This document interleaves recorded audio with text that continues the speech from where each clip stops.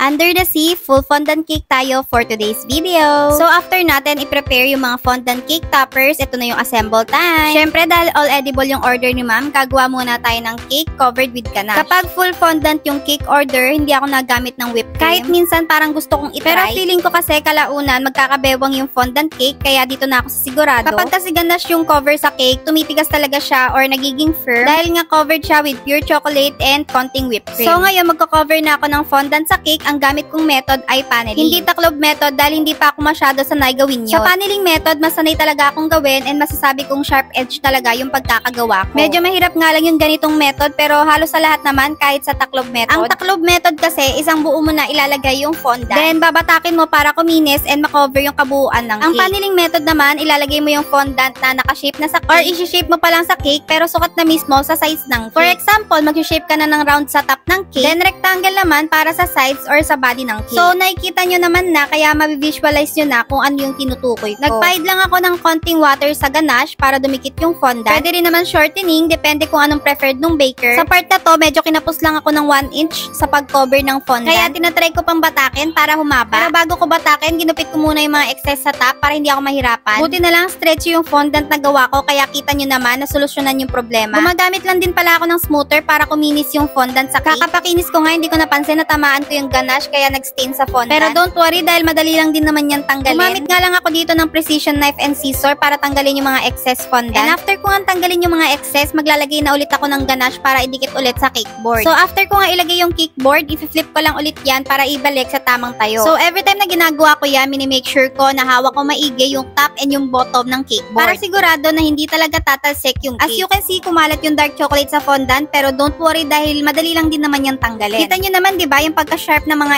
edges dahil paneling method yung ginawa ko. Then, isang technique para hindi mahirapan mag-cover ng fondant sa cake board. Nag-flatten lang ako ng fondant, then nag-circle lang ako ng size 6 na sukat sa mismong cake kapag sinuot. Instead na i-roll pa paikot sa cake board, yung technique na ginawa ko, fitted na mismo and tatanggalin na lang yung mga excess. Gumamit lang ako ng precision knife pantanggal or pwede rin namang kutsilyo. Inismoothen ko lang gamit yung smoother, then naglagay lang din ako ng ribbon sa sides ng cake board. Sobrang nagmamadali na nga ako tapusin yung cake na to nung time na yan. Dahil 5:30, meron akong kailangan puntahan. So, sinimulan kong gawin to ng mga 10 AM kasama yung mga cupcake orders. Pero natapos pa rin ako ng 6 PM kasi may mga toppers na kailangan pa palang tapusin. Pero carry lang dahil maaga pa rin naman yon and ang mahalaga ay hindi puyat and nakahabol pa rin ako doon sa pupuntahan ko. Bali, nag-attach na lang pala ako ng mga toppers sa part na to kaya mabilis na lang yan tapusin. Itong cake pala ay order pa ni ma'am nung first week or second week ng March. Pero ito ay for April cake order talaga. Ang nakakatuwa pa kay ma'am, ang smooth niya lang katransaction. Binigay lang ni ma'am yung design na gusto niya and binayaran niya agad. Nakakatuwa lang dahil naramdaman ko na buong buo yung tiwala ni ma'am sa akin. Kaya nung ginawa ko to talagang ginandahan ko, sinarapan ko at syempre inayos ko. Para naman umorder ulit sa susunod si ma'am sa atin, di ba? At ang pinaka nakakatuwa pa, after nga ma-receive ni ma'am yung cakes niya, nag-send si ma'am ng feedback kinabukasan at ito nga yung sinabi niya. Hi, thank you sa masarap na cake, pati fondant masarap, tamang-tama lang ang tamis. Sabi nga no, the key to learning is feedback. It gives us the opportunity to improve. O di ba, napa-English pa ang person. Karamihan pala sa mga toppers na nakalagay sa cake, may mga sticks yan. Hindi pwedeng wala dahil baka pag tinravel yung cake, biglang malaglag. And isang reason din, baka masira yung cake. And finally, malapit na tayong matapos, naglalagay na lang ako ng mga ball stopper. At syempre, hindi mawawala ang DJerlicious logo. At para naman kuminis at magkaroon ng kinang yung ating mga ball stopper, nagpahid lang ako ng silver dust. At eto na, papaikutin na lang natin yung cake. Kung i-rate nyo to 1 to 10, gaano ko kalapit na gaya yung cake reference na sinend ni ma'am. Yung fair rating ha, huwag kayong bias. Chari! I hope nagustuhan nyo yung video. Thank you so much for watching. Babush!